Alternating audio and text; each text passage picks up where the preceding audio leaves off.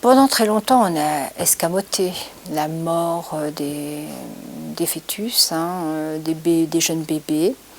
Et puis maintenant, on aurait tendance peut-être à vouloir trop la montrer, en faire un peu trop.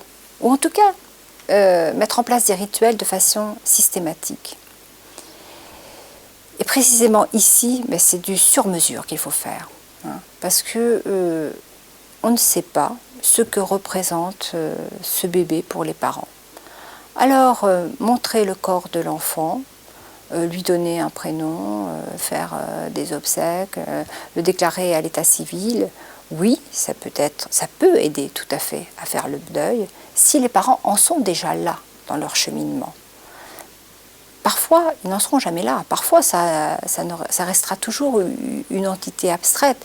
On ne sait pas très bien d'ailleurs ce que ça fera dans les générations futures. Certains s'en portent très bien en fait dans la grossesse qui suit parce qu'ils ont été écoutés dans leur souffrance. Parce que le bébé, c'est un bébé, mais c'est aussi tout leur rêve. C'est aussi s'inscrire dans la lignée familiale, transmettre le mandat transgénérationnel. C'est tout ça. Donc s'ils arrivent à élaborer tout ça, à métaboliser tout ça, peut-être que ça se passera bien aussi.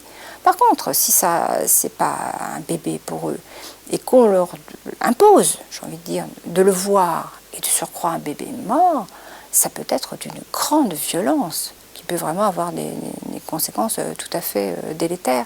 Donc c'est là où c'est compliqué, de sentir là où en sont les parents et en même temps peut-être de ne pas les laisser forcément à cette place-là pour justement peut-être leur permettre d'élaborer cette perte. Alors c'est des toutes petites touches.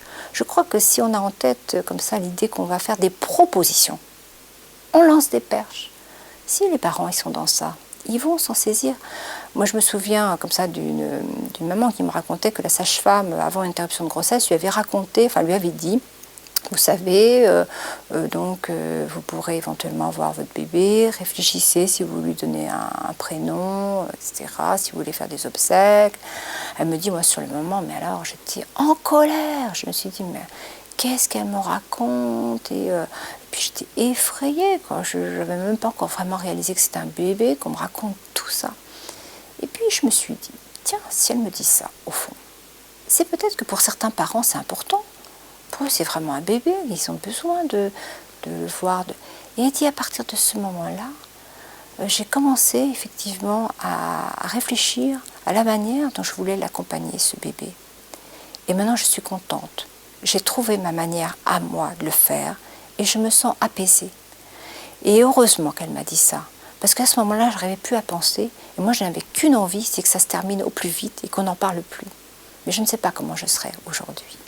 Vraiment, je pense que ce n'est pas le fait de l'avoir vu qui va forcément accélérer le processus de deuil ou l'inverse. Et je me souviens d'une maman qui était triste parce qu'elle n'avait pas vu son bébé au moment de l'accouchement. Elle avait très peur en fait. C'était donc un bébé qui avait eu une interruption, dont la grossesse avait été interrompue. Donc c'est un bébé qui est né mort.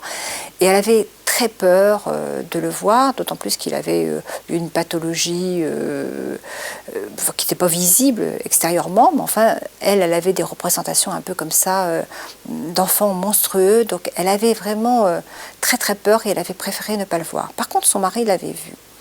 Et au cours d'un entretien, elle a pu dire oui, je regrette de ne pas l'avoir vu. Et en fait, elle s'est mise à raconter, elle m'avait déjà raconté un peu avant, mais là davantage, toutes les sensations corporelles qu'elle avait eues donc pendant la grossesse, tous les mouvements de ce bébé, la façon dont il se plaçait, les petits coups de pied qu'il donnait. Et je lui ai dit, mais vous avez bien connu votre bébé de l'intérieur. Et votre mari, lui, il l'a connu de l'extérieur. Je crois qu'à vous deux, vous connaissez bien votre bébé. Et ça les a vraiment apaisés.